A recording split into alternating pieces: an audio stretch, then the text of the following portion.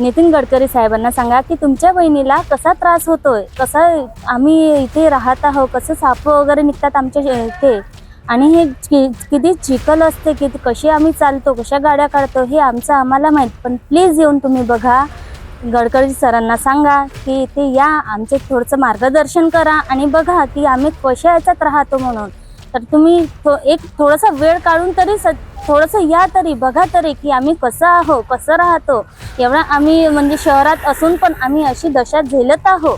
म्हणून तुम्ही नळाची व्यवस्था नाही आहे इथे, रोडची व्यवस्था नाही आहे, गटर लाईनची व्यवस्था नाही आहे, तर मग आम्ही इथे कसं राहावं.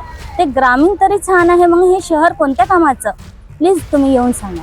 हो, पुष्कळ साप निघतात सर इथे, कारण इथे आम्ही कोणाच्या घरी कसे जातात काय नाही, आणि मग ते साप वगैरे डसेल तर आम्ही कसं करायचं, आम्ही कुठे धावायचं.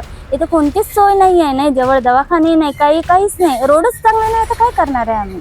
त्याची व्यवस्था करा, तुम्ही इथे येऊन बघा आणि व्यवस्था करा, तेव्हा तुमच्या लक्षात येईल. सर सुंदर नागपूर सिटीमध्ये आहे, आमच्या इकडे आहेच नाही, आमच्या सिटीसारखा एरिया आहेच नाही.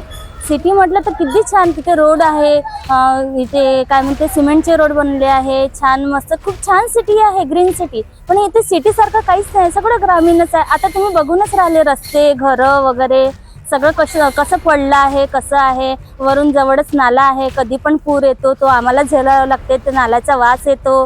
इथे काय म्हणते हे आहे फॅक्टरी, तिथला वास येतो, किती घाणेरडा वास येतो, तो आम्हाला झेलावा लागतो ह्या सगळ्या नागरिकांना.